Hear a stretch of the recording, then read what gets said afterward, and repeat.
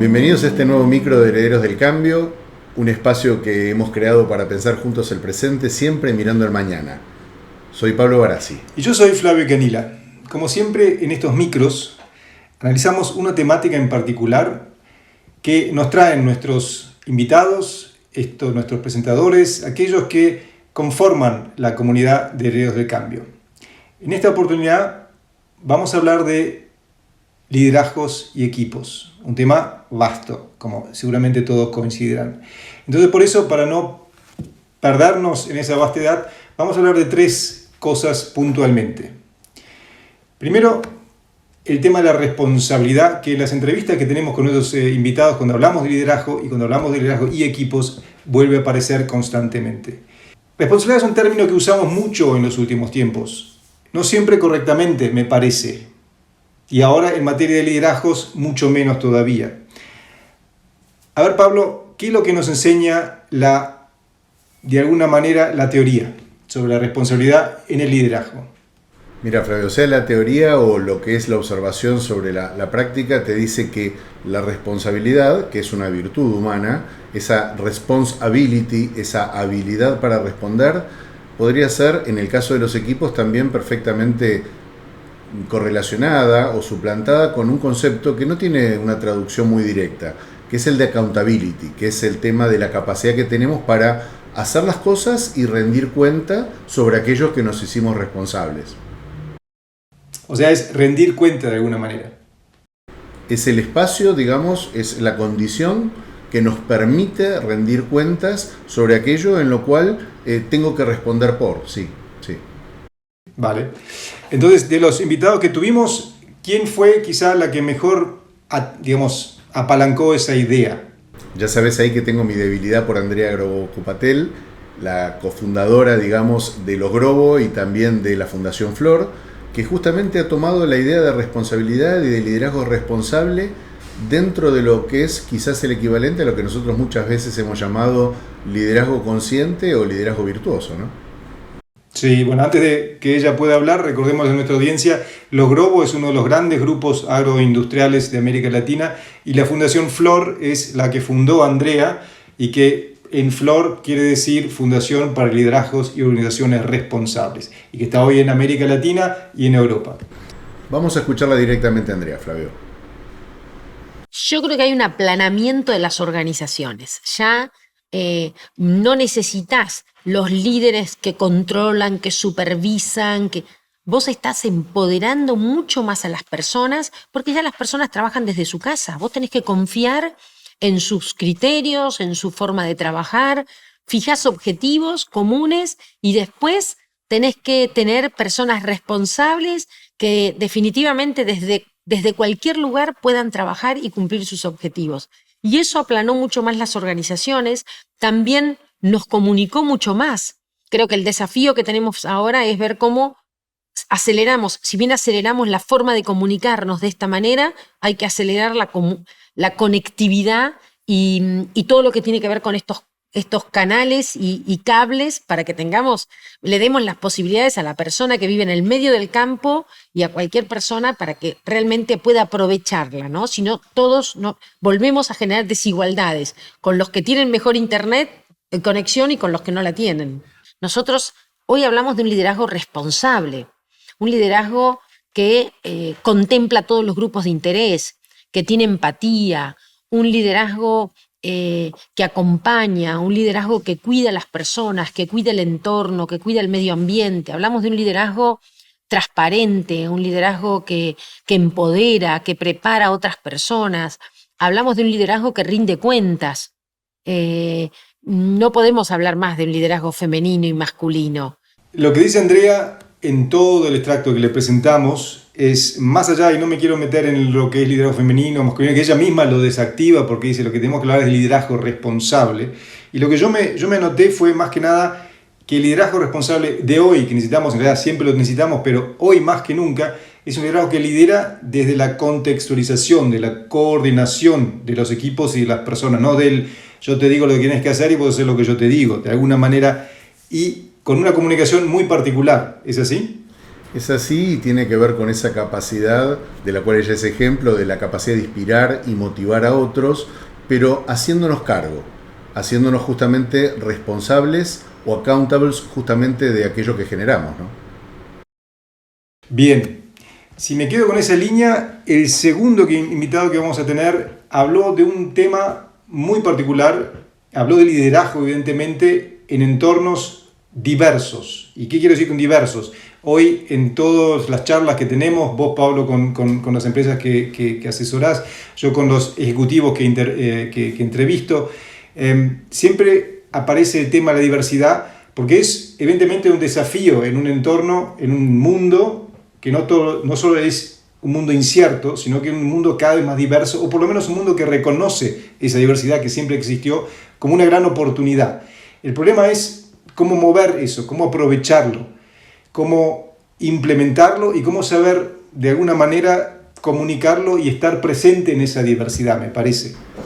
No te olvides que se está rompiendo un modelo muy fuerte que duró muchos siglos, no estoy hablando de años, estoy hablando de siglos, donde lo virtuoso era la uniformidad. Y este pasaje de lo uniforme a lo diverso, estamos todavía en proceso de descubrimiento. Algunos quizás lo hemos experimentado antes, aquellos que están en el frente de batalla lo experimentan cotidianamente, ver cómo uno puede aprender de alguien que piensa totalmente distinto y aún así se pueden generar cosas virtuosas. Ahora, justamente el ejemplo que vos nombrabas es ni más ni menos que Jürgen Klinsmann, ex campeón del mundo del año 90, director técnico de la selección de Alemania y de la selección de Estados Unidos, donde no solamente ha tenido que manejar grupos diversos y ha tenido que regular su propia impronta en sus aprendizajes con esos equipos, sino que además en entornos de alta competitividad, ¿no? Correcto. Yo diría, vayamos a ver lo que él nos dijo, porque me parece que no más claro agua, pero sí, al venir de un entorno que con los negocios uno pensaría no tiene mucho que ver, creo que tiene muchísimo que ver con los negocios y más que nada en estos tiempos. But the lesson into the field and the football practical field is that you have to convince everyone else, your players, your staff, your people, your fans, about what you're trying to do. Mm-hmm. So they have to buy into it. They have to buy into it. If they do not buy into an idea of change, don't do it, because it's going to fail. But if it's what they would like to do, like we did in 2004 with the German team, we had discussions with the team, how they want to play, what type of football do we want to see, who are we Germans, what is in our characteristics, and we defined it all together. We put in the, ideas on a flip chart, I wrote them down, and the players said we want to be aggressive, we want to be fast-paced, we want to be dominant, and all these things. And then at the end of, having 15 different words on the flip chart, I asked them if they are wills to work very, very hard if you want to play like this, And they said yes. So they accepted the change, the idea, because they created the change themselves.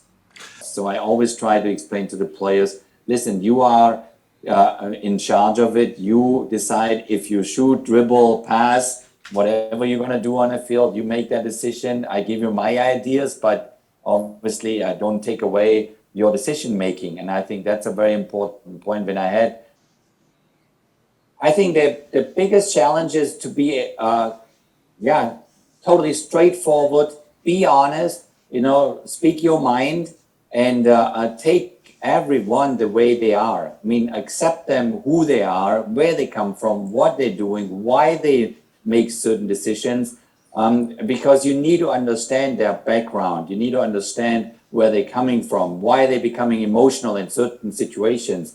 Bueno, Pablo, entonces lo que saqué y lo que me gustó mucho de Jürgen, como lo llamamos, es que, la diversidad es un hecho y tenemos que atenderlo y tenemos que aprovecharlo.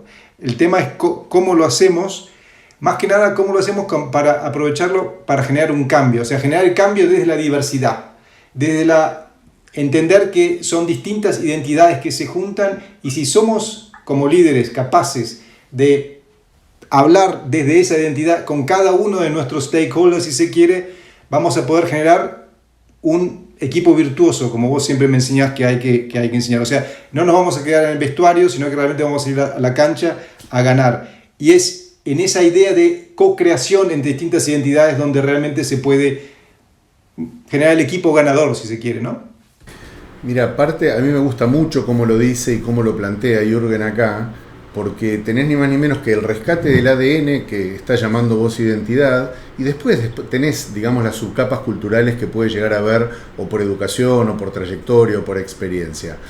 Igualmente, Flavio, vos pensá que en la medida que se valoriza el qué y el cómo, en la medida en que nosotros tomamos conciencia que ese qué y el cómo tiene un origen desde una ubicación interna mental, ¿sí?, que aparentemente es invisible, acá hay una valorización del desde dónde estás planteando las cosas. Y la posibilidad de valorizar desde dónde estás ubicándote para generar una transformación. Fíjate, hay dos ejes claves en la maravilla que para mí Jürgen dice acá. Uno es, ¿partís desde el aceptar o partís desde el querer modificar al otro? Y acá él dice partir desde la aceptación porque el único que me puedo modificar es a mí. Y segundo, hay un tema de involucramiento, como vos decís, y de co-creación. ¿Cómo quieren jugar? ¿Cómo quieren ser percibidos? ¿Cómo hacemos que, digamos, ellos... Fíjate que él lo que los ayudó es a concretar el tema de lo que ellos querían crear. No les impuso una idea. Les dio el espacio y ellos mismos la crearon. Ellos mismos la crearon, hablamos de co-creación, hablamos de entidades, y en esa diversidad de cosas, a mí me resulta a veces un poco difícil entender dónde uno encuentra como líder una base fija, una base donde se puede plasmar, donde se puede apoyar, para poder también uno como líder tener un momento de calma para, digamos, coordinar todos estos distintos intereses, emociones que vienen de, como bien decís, de lugares muy distintos, de lugares muy propios. Y ahí creo que es el tercer eje que queremos hablar hoy en este micro, que es algo que viene de la tecnología y que muchos líderes no sé si lo tienen tan presente, que es la cultura del dato. Y muchos nos van a preguntar qué tiene que ver el dato en liderazgo y equipos. ¿Qué le respondemos? Y yo te diría que estamos en los albores de lo que va a revolucionar, digamos, justamente el liderazgo y va a traer otra forma de liderar. Porque se acabaron, digamos, las percepciones antojadizas o las, a veces, digamos, intuiciones no fundamentadas, sino que justamente lo vamos a estar haciendo en base a datos. Y ahí ya sabes en quién estoy pensando, como una de nuestras invitadas de lujo en su momento, que fue Francesca Gavetti, digamos, cofundadora y CEO de TeamIQ, que es el único método de analytics que hay sobre equipos, el más serio, el más contundente, y que está generando una revolución organizacional y me animaría a decir en algunos lugares hasta social. A ver, ¿por qué? Te preguntaría, pero ella me lo dijo para después. Yo diría primero escuchémosla, a ver qué nos dice y sobre eso después también hacemos el cierre. ¿Por qué? Porque son percepciones y son intuiciones y no están basadas en datos. Entonces, ¿qué podemos hacer? Podemos desdramatizar todas estas conversaciones y transformarlas en conversaciones operativas. Básicamente, como hacen los equipos Agile. Todo lo de retrospectiva, ¿no? Lo retrospectiva, todo el tema de Scrum o el tema de stand-up meeting, al final se trata un poco de eso, ¿no? Se trata de realmente mirar a la cara dónde hemos llegado, dónde no, para aprender y para ir a la página siguiente. El lenguaje TeamIQ es un poco, nosotros hemos intentado a través de la tecnología recrear ese momento de vestuario de los equipos de deporte, en que realmente no pasa nada. Una persona está jugando mejor que otra, nos hemos equivocado del esquema, no estamos siendo muy performantes y hay un conflicto entre dos personas del equipo. Vale, tenemos que ganar el partido, ¿qué hacemos?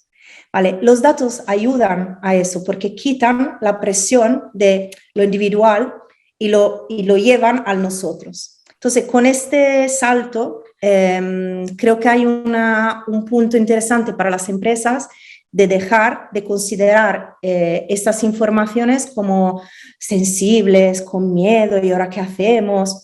Ser muy prácticos, ser muy prácticos. Es que el mundo cambia, cada día es diferente. La medición del presente es lo único que te puede ayudar a tomar las mejores decisiones desde el hoy, porque mañana será diferente y ayer ya no es. La visión tiene que ser de grupo, también la adaptabilidad a las decisiones en tiempo real no pueden solo ser relacionadas con los individuos. porque entonces es como si tú, siempre volviendo al fútbol, ¿no? Porque bueno, al final es global. Tienes un Messi en un equipo, que además es argentino, con lo cual lo vamos a mencionar, y de repente decides dejarlo jugar o quitarlo, ¿vale? Y pretendes que solo con eso todo funcione diferente. Claro que puede ser fundamental, pero depende también de cómo esté ese día Messi, porque hemos visto muchas veces que cambia muchísimo cuando jugaba en el Barça o cuando jugaba en Argentina, en la selección, ¿no? Entonces no tiene nada que ver solo el individuo, no podemos relacionar solo el bienestar individual sin pensar en el contexto y sin pensar en la dinámica del grupo, ¿no? Y creo que eso del Be Quit es algo que se está un poco obviando. Se está hablando mucho de la salud mental individual, cómo hacemos para retener el talento, que la palabra retener el talento ya no me gusta, pero no estamos hablando de cómo podemos hacer que el grupo cree esa fuerza que también hace que el individuo esté más cómodo. Entonces, a ver, Francesca, lo que hace es...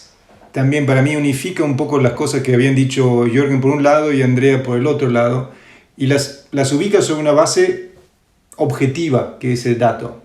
El gran secreto, el gran misterio no, pero el gran secreto va a ser cómo los líderes, como nosotros como líderes, sepamos aprovechar esa información dura para que nuestros equipos puedan sentirse cómodos, puedan co-crear, lo que decía Jürgen, y al mismo tiempo nosotros nos hagamos responsables y accountables, como bien decías vos, para también hacia nuestros equipos mostrarnos como no vulnerables, pero sí como ellos ser responsables en lo que hacemos, porque así, solo así, generamos ese vínculo y ese círculo virtuoso del que hablábamos antes. Eso me lo imagino yo, a ver qué me podés comentar. Mira, hubo un gran pensador sistémico, Gregory Bateson, que decía que la mente humana es una gran máquina de prejuiciar.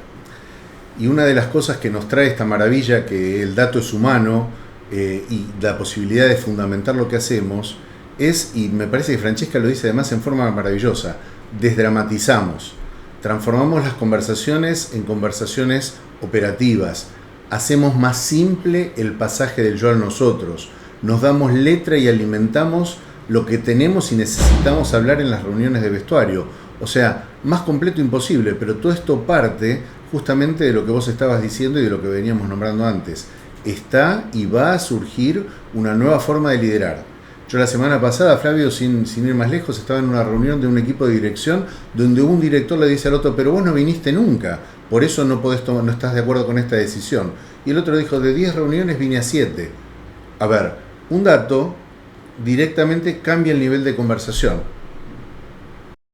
El dato cambia el nivel de conversación. Creo que con eso podemos cerrar. Llegamos al fin de este micro de liderazgos y equipos. Esperamos que hayan disfrutado y se hayan llevado, aunque sea una idea, como decimos siempre con Pablo, una idea para mirar el hoy mirando el mañana. Sigamos entonces junto a los protagonistas. Hasta el próximo micro de Herederos del Cambio.